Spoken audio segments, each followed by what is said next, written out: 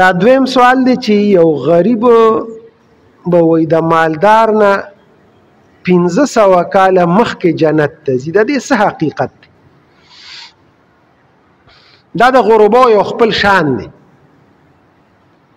وایي مالدار چې حساب کتاب کوي او په خپل حساب کتابي غریبانان به مخکې جنت ته لاړ شي.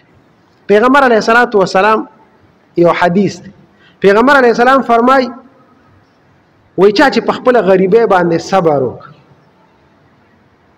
وای الله به د دې صبر په بدله کې دله 3 انعامات ورکړي. یو نعمت خدا دی چې د قیامت په ورځ به الله پاک دی فقیر او دی غریب ته چې د په غریبۍ باندې صبر کړی دی د سرو یاقوت بنگلی دي کورونه دي، الله به دی فقیر له هغه ورکړي. او وای دغه د سرو یاقوت بنگلی چې دي وای دا به الله 3 کسانو له ورکوي. یو فقیر مؤمن چې مسلمان یو فقیر وي او دې مړ شو، الله به ولدا د سرو یاقوت بنگلی دا دل ورکوي. او یو فقیر شهید چې غریب هم وي فقیر هم وي او شهادت مرتبه هم ولا الله ورکي، نو وای دا بنگلی د سرو یاقوت دا به هغوی له ورکوي. او یو نبی چې هغه فقیر وي لکه دا ما ته وی عیسی علیه السلام فقیرو، یحیی علیه السلام فقیرو، داسې فقرا انبیا تیر شوي دي. نو دا انبیا فقرا چې دي دوی له به خدای پاک نو یو غریب مؤمن چې مسلمانی، یو شهید غریب او یو نبی غریب، دې 3 کسانو له به الله پاک دغه د یاقوت او بنگلې ورکوي. دا به بل چاته نه میلاوي، دا به صرف دې 3 کسانو ته. یعنی دا څونه لویه مرتبه د فقیر د پاره چې فقیر له به الله دا مرتبه ورکوي په آخرت کې. نو یو خو په آخرت کې دا انعام به ولا الله ورکي، او دویم انعام به ولا دا ورکي چې د مالدارو نه به الله پاک نیمه ورځ، حدیث کې راځي پیغمبر علیه السلام فرمای نیمه ورځ به دې د مالدارو نه مخکې جنت ته ځي. نو د آخرت یو ورځ هغه 1000 کاله ده، غرض دا د 1500 کاله به دې مخکې د نورو خلکو نه ځي. وایي دا ټول انبیا به جنت ته لاړ شي. سلیمان علیه السلام له الله بادشاهي ورکړې وه او د ټولې دنیا بادشاهي وله ورکړې وه. وایي د نورو پیغمبرانو نه به سلیمان علیه السلام 1500 کاله وروسته جنت ته ځي. یو پیغمبر هم دغسې وګورئ. نو دا غریب چې وي دی به 1500 کاله مخکې جنت ته د مالدارو نه ځي. نو دا ولا الله یو مرتبه ورکړه دا چې په خپله غریبۍ باندې صبر وکړي. او دریم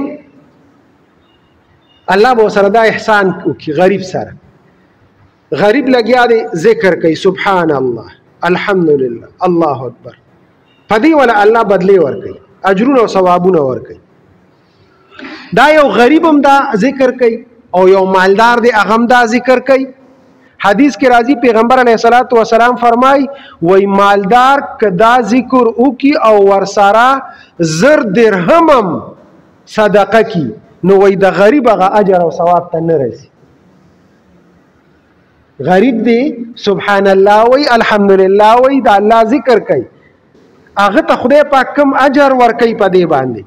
دغه ذکر مالدارم کوي او دغه مالدار دغه ذکر مو کی او 1000 درهم هم وسره خرج کی، بیا هم چې دینو الله دی غریب لبته ډیر اجر ورکی، دی مالدار نه په دومره اجر نه ورکی. دا د غریبۍ فضایل دي چې الله کم سړی په خپل غریبۍ باندې صبر وکي، په فقر باندې صبر وکي، الله ولدا 3 انعام دا په دنیا او په آخرت کې ورکي. دا ډېر لوی مقام دی چې الله چاله ورکي. غریبی ښه شی دی، مالداري ښه شی نه دی، دولت ښه شی نه دی.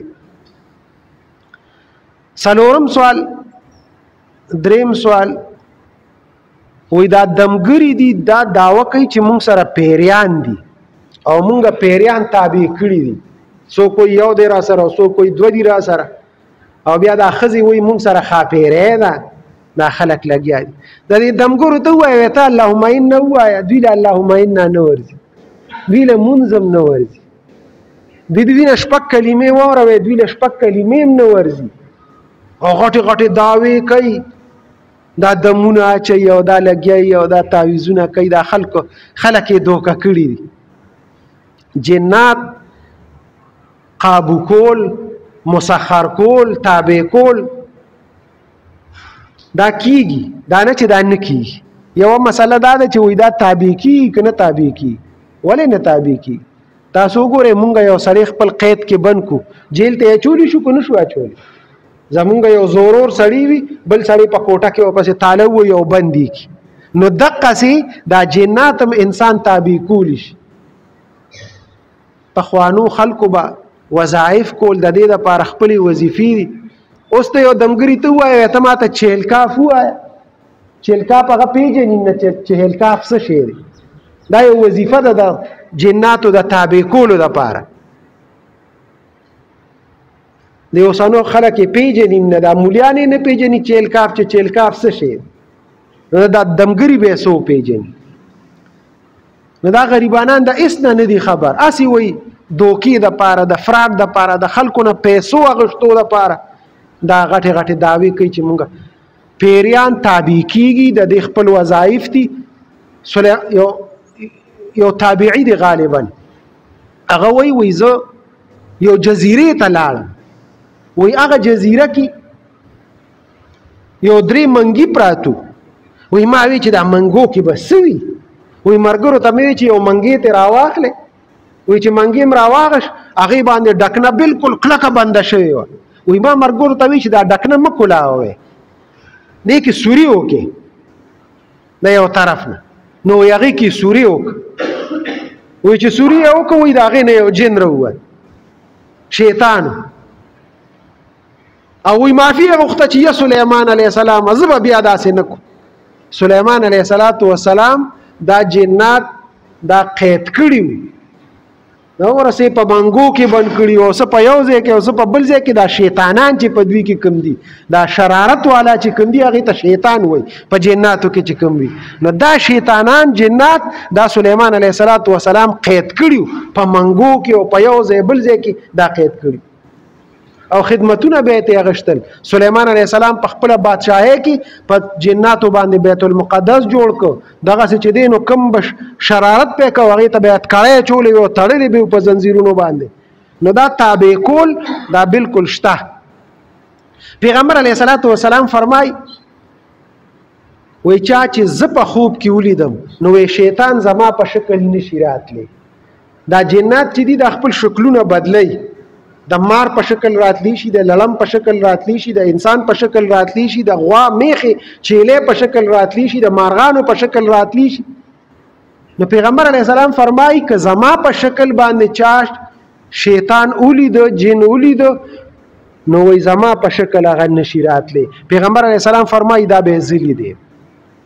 او یو د بیت الله په شکل باندې شیطان نشي راتلی، جن پیری دا د بیت الله شکل نشي اختیارول، د بیت الله په شکل. نو که چا بیت الله په خوب کې ولیدو نو دا د شیطان نه دی لیدی، دا د بیت الله لیدی. او حدیث کې راځي پیغمبر علیه السلام فرمایي وایي که چا ابوبکر صدیق په خوب کې ولیدو نو وایي شیطان د ابوبکر صدیق په شکل هم نشي راتلی. دا 3 خبرې دا حدیث نه ثابت دي. زما په شکل نشي راتلی، پیغمبر علیه السلام فرمایي، د بیت الله په شکل نشي راتلی، او د ابوبکر صدیق په شکل باندې نشي راتلی. دا په حقیقت کې به هغوی لیدلي. نو جنات شکلونه هم بدلی، د اور د شغلې نه پیدا دي. انسان چې دی نو هغه تابع کولی هم شي د خپل ځان، خو دا اوسني دمګري نه، دا ټول دوکه‌باز دي، دا فراډیان دي. خیال کوي چې د دوی په دوکه کې را نشي. الله دې موږ ټولو له د عمل کولو توفیق راکړي. اللهم ربنا آتنا فی الدنیا حسنه وفي الاخره حسنه وقنا عذاب النار. خدای موږ ټولو له د عمل کولو توفیق راکړي. مردگان د اهل اسلام هم وبخي، بیمارانو ته شفا ورکړي. حاضر جمع څه شرعي حاجات دي یا الله ټول شرعي حاجات زموږ پوره وګرځي، زموږ په حال باندې رحم وکړي. پیغمبر علیه السلام سنت طریقې زموږ ژوند کې راولي، بدعات او رسوماتو نه خدای زموږ د ټولو حفاظت وکړي، شیطانی دوکو وسوسو فریبونو نه موږ په امان کړي. وصلی الله تعالی علی خیر خلقه محمد و آله و اصحابه. سنت کوي خدای مو